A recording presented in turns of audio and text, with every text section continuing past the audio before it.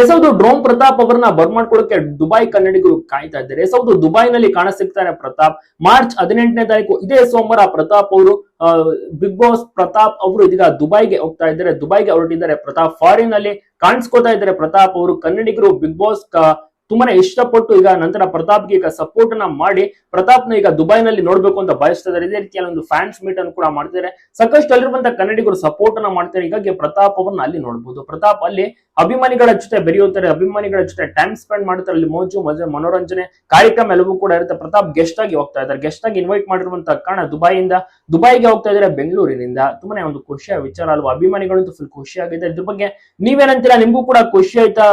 Big boss ಅದ್ಭುತವಾದಂತಹ ವ್ಯಕ್ತಿ drone Pratap ಅವರು ದುಬೈಗೆ ಹೋಗ್ತಿದ್ದಾರೆ, ದುಬೈನಲ್ಲಿ ಫ್ಯಾನ್ಸ್ ನ ಮೀಟ್ ಮಾಡ್ತಿದ್ದಾರೆ, ಅಲ್ಲಿರುವಂತಹ ಕನ್ನಡಿಗರು ದುಬೈಗೆ ಕರ್ಸ್ಕೋತಾ ಇದ್ದಾರೆ ಅನ್ನುವಂತ ವಿಚಾರ ತಿಳಿದ ಬಹಳಷ್ಟು ಜನರಿಗೆ ಖುಷಿಯಾಗಿದೆ. ನಿಜಕ್ಕೂ ಕೂಡ ಪ್ರತಿಯೊಬ್ಬರು ಕೂಡ ಖುಷಿ ಪಡುವಂತಹ ವಿಚಾರ, ಬಹಳಷ್ಟು ಜನಕ್ಕೆ ಖುಷಿಯಾಗಿದೆ. ನಿಜಕ್ಕೂ ಕೂಡ ಸೂಪರ್ ಅಂತ ಹೇಳ್ಬೋದು. ಪ್ರತಿಯೊಬ್ಬರು ಕೂಡ ಅಷ್ಟೇನೆ ಈ ಒಂದು ವಿಚಾರ ತಿಳಿದು ಎಲ್ರಿಗೂ ಕೂಡ ಖುಷಿಯಾಗಿದೆ. ಪ್ರತಾಪ್